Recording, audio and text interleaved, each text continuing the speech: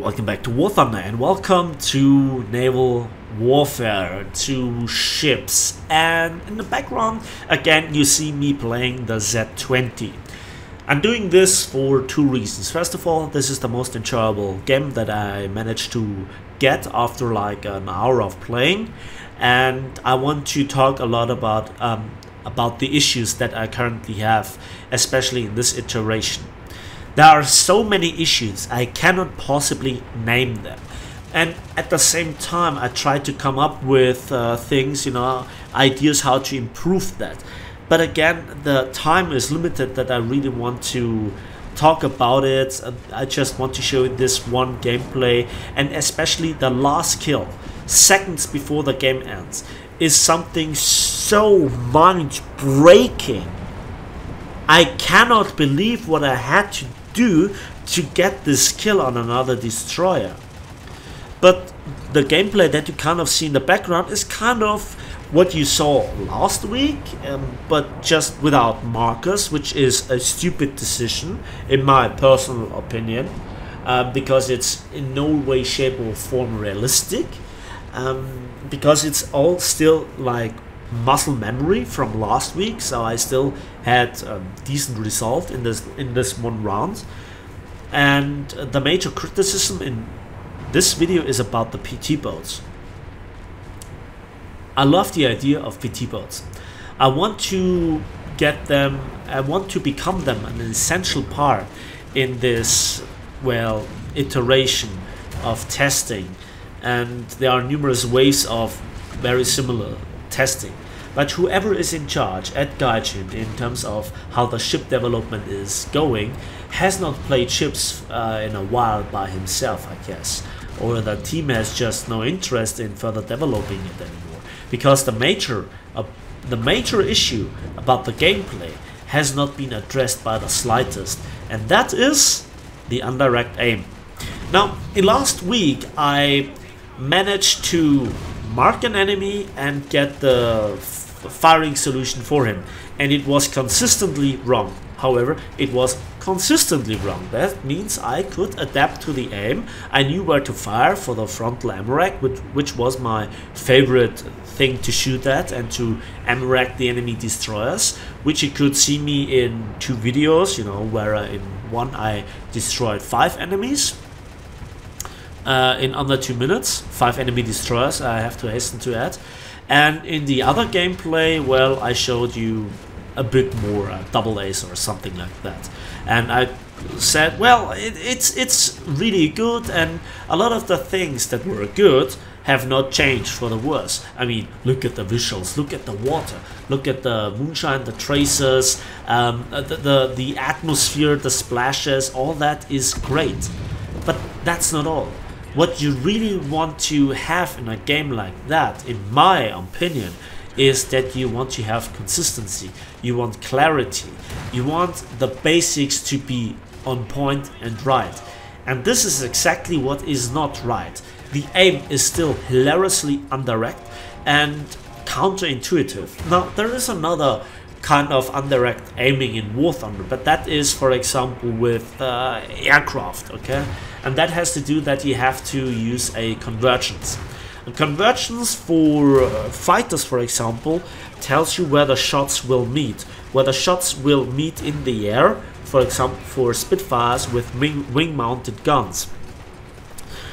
And also there is another type of indirect aiming, and that has to do with defensive gunners. And I'm talking here about not the single defensive gunner on a Stuka, which has changed in the past, which is great, by the way. I have to check that out further. But the thing that I want to mention here is when you have a gunner and you have set the convergence of that guy or the gunners to, let's say, 500 meters, but somebody is 800 meters behind you, you have to indirectly aim. You basically have to follow your tracers to hit that guy. That you can adapt to because it's still reliable. You have a fixed point and you still have to adapt to it. That's all. But for ships, you have to really plot the course, the distance in particular, and the speed and all that. For destroyers that makes kind of sense, although a lot of the combat distances are so short that you want to have direct control over your gun systems. And even with a third-person aim, especially in this night battle, you cannot really control it, and still you cannot make the precise shooting that you want. At least that's my experience, that's my opinion. And what I want for having, you know, in terms of controllability over my firing is so far off from what would be kind of acceptable, what you could adopt to. It's simply hilarious, it's simply broken. And there we also can see an exploit for especially destroyers. I have set my secondary weapons and all the other stuff except the main guns for firing at ships, and they are firing what I guess is on the nearest target, and they are shooting even through islands. And that is funny because that gives away the position of the enemy PT boats. So them being in cover because there are no markers and, you know, sneaking on me is completely thrown out of the window. Just think about that. I can really make one of the advantages for PT boats go away by pressing a few times E until there is the ship next to the aiming cross in the bottom left corner. I call that an exploit.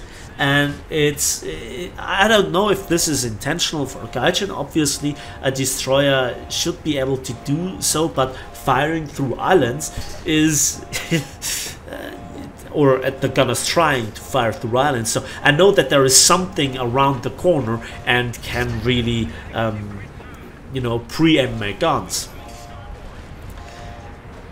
But still it's nothing that I can advertise. Now for PT boats the issue is this. Not are they in disfavor massively compared to destroyers, obviously, which they should be, but they also have no real advantage in a brawling situation. Furthermore, in a PT versus PT only engagement, you'd expect, for example, the PT boats to be really nimble and fast and accelerating really quickly and so on. And yes, they do. But then what really completely bothers me are two major issues. First of all, you have also your gun systems split between primary armament and secondary armament, and that hurts two ships in particular. First of all, the American PT boat and the German S-100. Why? Well, the firepower of the PT boat is really great in theory on paper, but you really cannot use it because the firing angles for your front and rear gun, which make up your primary gun system, are very limited, and you have to expose a lot of broadside, so to speak, and you have to kind of sail or drive your boat in a predictable line, which makes it easy to shoot at you, and like 2/3 of your firepower are not there. So all the 20mm, all the 50 calibers are not firing, even though you set your gunner to what you do, or you know, your secondary gunners. And then there is still the indirect aim. I have to plot my enemy, which is less than 1 kilometer away, or you know, less than half a mile, or less than 1,000 meters, whatever you want to call it, you know, roughly. And the guys on the ship say, no, Captain, we cannot shoot directly at this guy. We have to plot his course. What the hell?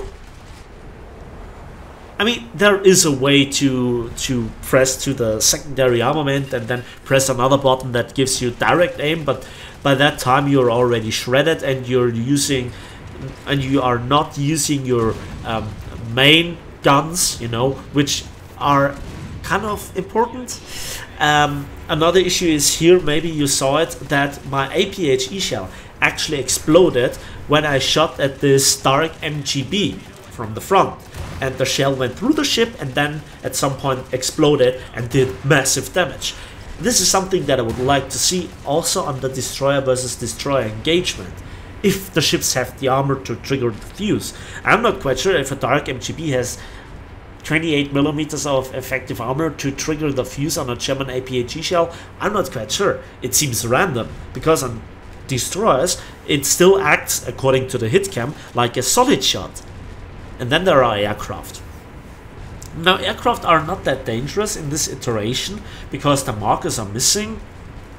It's dark, and rockets got adjusted, as I mentioned in the previous video of last week. But still, they are really screwing up the PT boats, which are already having a lot of trouble by getting shot by the destroyers, especially the Fletcher with the proximity fuse, where you still have to aim just roughly somewhere in the vicinity of a PT boat to hull break it with a single shell, because the shell explodes on top of the ship and sends down the shrapnels. I guess it's historically accurate, but in combination with the fast reload of the Fletcher, the handling of the Fletcher itself, and the turret rotation speed, it's just unfair.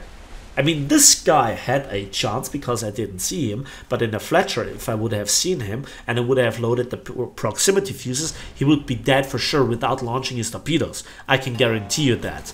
But in the German destroyer, the handling, I'm not saying that the Z-20 is bad, it's far from it.